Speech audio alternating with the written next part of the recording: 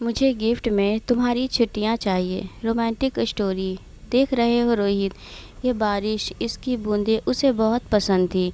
इन बूंदों के गिरने के साथ वो पैरों में घुंघरू बांध कर नाचा करती थी।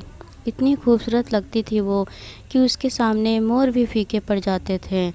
उसे बारिश बहुत पसंद थी और आज भी पसंद होगी। आज इस बारिश के साथ उठने वाली मिट्टी की खुशबू फिर से उन दिनों में ले जाकर मुझे छोड़ आई, जब हम बरसात के मौसम पर सड़क पर यूं ही घूमते हुए घर आते थे। ये बारिश भी बड़ी अजीब है। लोगों के लिए पानी है और मेरे लिए बरसते इश्क की कहानी है। पहाड़ी के पीछे जो वो ढाबा है जहाँ मैं चाय पीने जाता हूँ, वहाँ की चाय उसे बहुत पसंद थी। हम हर बरसात में कॉलेज से लौटे वक्त वहाँ की चाय ज़रूर पीते थे। चाय वैसे भी उसे बहुत पसंद थी। मई जून की दोपहरी में भी वो चाय पीना पसंद करती थी और जब मैं मना करता था तो बड़ी नज़ाकत से कहती थी, जनाब, आपके लिए सिर्फ चाय होगी, मेरे लिए तो इश्क है। फिर मैं कहता था कि जब चाय से इश्क है तो मैं क्या कहूँ। तो वो कहती थी, तुम और मैं तो एक हैं, तो मेरी पसंद तुम्हारी भी पसंद है। और ये बोलकर हंसने लगती थी। जानते हो, क्योंकि चाय मुझे कभी पसंद नहीं थी और ये बात वो जानती थी। हाँ, कभी कहा नहीं मैंने उससे, लेकिन उसे पता चल गया था। तुम्हें पता है, जिस दिन हमारी शादी तय हुई उस दिन भी बादल ऐसे ही ज़ोर से बरस रहे थे। हमारे साथ इन्होंने भी उस खुशी को महसूस किया था। ये भी हमारी खुशी में मेरी नैना की तरह झूम कर नाचे थे। उस दिन नैना ने मुझसे कहा था कि अब हम हमेशा इन बूंदों के साथ नाचेंगे गाएंगे। मैं हमेशा उनकी इन बेतुकी बातों पर हंसता रहता था। हमारी शादी की ये फ़ोटो देख रहे हो, नैना के चेहरे की मुस्कुराहट, ये खुशी हमारी शादी में दस्तक देने वाली बेमौसम बारिश के लिए थी।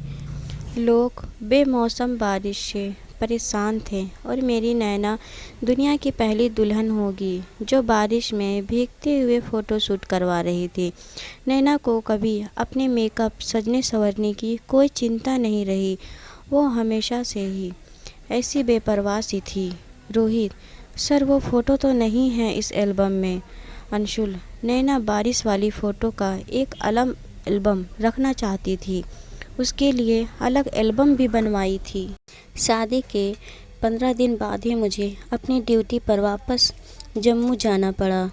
जब यह बात नैना को पता चली तो वो मुझसे बोली कि तुम फौजियों का काम छुट्टी के मामले में तो बड़ा ख़राब है, लेकिन ठीक है, जाओ, जल्दी आना। सबको बता दो कि तुम्हारे साथ रहने की बरसात में मैंने बुकिंग कर ली है, तो अपनी बारिश तुम यहीं बिताना मेरे साथ। शादी के पहले सावन में मुझे तुम्हारी छुट्टियां गिफ्ट में चाहिए। मैंने मुस्कुराते हुए कहा था, आपका हुक्म सर आँखों पर। तो वो हंसने लगी थी। जब मैं वापस जा रहा था तो उसने अपनी आँखों में बिखरी नमी को छुपा लिया था। उसकी आँखों में से एक आंसू न गिरा। फिर मानसून आया और जम्मू में बाढ़ आ गई और मेरी छुट्टियां कैंसिल हो गई। जब नैना को यह बात पता चली तो बहुत निराश हुई थी वो। उसे मेरे बिना सब कुछ अधूरा ही लगता था, लेकिन मैं क्या कर सकता था, नहीं आ पाया। मैं बाढ़ में फंसे लोगों की जान बचा रहा था।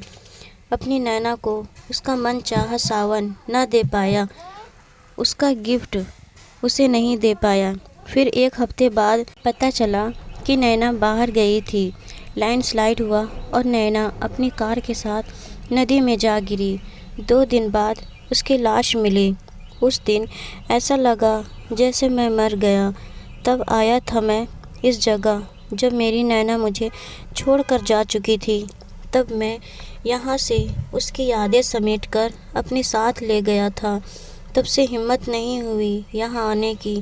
अब 5 सालों बाद मेरी पोस्टिंग यहाँ हुई तो बहुत हिम्मत जुटाकर आया हूँ, लेकिन ऐसा लग रहा है कि मेरी नैना मेरे यहाँ आने से बहुत खुश है।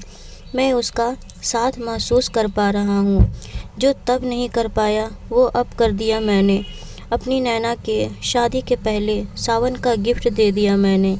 अब हम साथ उस पहाड़ी तक घूमने जाएंगे, उस ढाबे की चाय भी पीने हम साथ जाएंगे।